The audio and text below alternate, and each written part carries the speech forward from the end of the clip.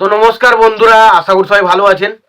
তো বন্ধুরা, এখন যে বিষয়টা নিয়ে কথা বলবো তো সেটা হলো দেব এবং সাকিব খান এরা দুজন কি একই সঙ্গে একটা সিনেমা করতে পারে? তো এরকমই একটা প্রশ্ন কিন্তু দেবকে একটা তার ইন্টারভিউতে করা হয়েছিল এবং সেখানে দেব কি উত্তর দিয়ে সেটাই আমি আপনাদেরকে জানাবো। তো তার আগে প্রত্যেকটা বন্ধুকে অনুরোধ করে রাখবো, চ্যানেলে নতুন হয়ে থাকলে অবশ্যই আমরা চ্যানেলটা সাবস্ক্রাইব করে নেবেন। আর যদি আপনাদের ভিডিওটি ভালো লেগে থাকে অবশ্যই লাইক কমেন্ট শেয়ার করে দেবেন। দেখুন, দেব একটা পরিষ্কারভাবে তিনি একটা কথা বলেছেন যে যদি কোনো স্ক্রিপ্ট রাইটার সে যদি দেব এবং সাকিব খানকে নিয়ে কোনো সিনেমা ভাবে এবং তারপর তারা যদি সেই স্ক্রিপ্টটা যদি কোনো দেব বা সাকিব খানকে তাদেরকে শোনায় এবং তাদের যদি দুজনেরই পছন্দ হয়, তাহলে তারা সেই সিনেমাটা করবে না, এরকম কিন্তু কোনোদিন হতে পারে না। তো একটা জিনিস ক্লিয়ার বোঝা গেছে যে দেব কিন্তু সাকিব খানের সাথে সিনেমা যদি সেরকম স্ক্রিপ্ট পায় অবশ্যই করবে, কিন্তু এখানে এটা নয় যে দেব সাকিব খান সিনেমা আসছে, এটা কিন্তু ভুল। দেব সাকিব খান কখনোই কিন্তু সিনেমা আসছে না।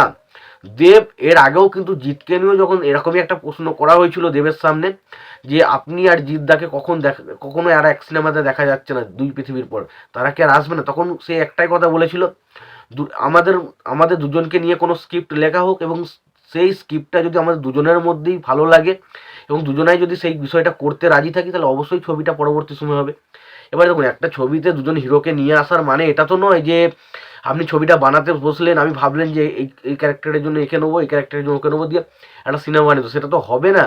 তার কারণ হচ্ছে সেই স্ক্রিপ্ট দুটো আগে ওদের পছন্দ হতে হবে এবং সেই জায়গা দুটো তাদের ভালো লাগতো, তবে তো তারা সিনেমাটাতে রাজি হবে। তো এটা জিনিস পরিষ্কার দেবে এই কথাটাই বলতে চেয়েছেন যে কোনো স্ক্রিপ্ট রাইটার যদি তাদের দুজনকে নিয়ে কোনো স্ক্রিপ্ট লেখে এবং সেটা যদি দেব বা সাকিব খান দুজনেরই পছন্দ হয়, তাহলে অবশ্যই তারা একসঙ্গে সিনেমা করবে। এরকম তো কোনো দ্বিধা নেই যে তারা একসঙ্গে সিনেমা করবে, এটা কিন্তু এটা ভুল। তারা সিনেমার স্ক্রিপ্ট পেলে অবশ্যই সিনেমা করবে, তবে সে দেখা যাক সেই স্ক্রিপ্টটা আসে কিনা, এরকম একটা বিষয় কিন্তু মন্তব্য রেখেছেন। তো এটাই মোটামুটি যেটা বোঝানোর ছিল বা বলার ছিল আমি বললাম যে দেব সাকিব খান কিন্তু একসঙ্গে আসছে না। দেব শুধু ইন্টারভিউতে এই কথাটাই বলেছে যে আমি যদি সেরকম স্ক্রিপ্টে অবশ্যই সাকিব খানের সাথে সিনেমা করবো। এবার যদি সাকিব খান ভার্সেস দেব যদি কোনোদিন বাই চান্স এসে যায়, তাহলে বক্স অফিসে কী হবে আমরা জানি, কারণ সাকিব খানের বাংলাদেশে একটা অন্য লেভেলের স্টারডাম রয়েছে এবং আমাদের এই বর্তমানে পশ্চিমবাংলায় কিন্তু দেবের স্টারডাম কিন্তু একটা অন্য লেভেলের রয়েছে। তো সেই হিসাবে বক্স অফিসে কিন্তু হিউজ একটা কালেকশন আসবে, এটা নিয়ে কোনো ডাউট নেই এবং সন্দেহ থাকার মনে হয় না কোনো দরকার রয়েছে। তবে আমাদের এপার বাংলায় যদি আমি বলি, আমার এপার বাংলায় মনে হয় দেব সাকিব খানের থেকেও দেবজিৎ যদি কোনো সময় একসঙ্গে আসে সেটা কিন্তু আরও বেশি ক্রেজ তৈরি করতে পারে। এবার যদি আপনি বাংলাদেশ এবং যদি শুধুমাত্র এপার বাংলা ওপরে দুটো জায়গা মিলিয়ে বলেন, তাহলে আমার মনে হয় সেখানে দেব সাকিব খান জুটি একটা অনেকটা বেটার পারফরমেন্স করে। বাট যদি আমাদের এপার বাংলায় বলি সেখানে দেবজিৎ অবশ্যই বেটার। তো তোমাদের কি মতামত তোমরা অবশ্যই জানিও।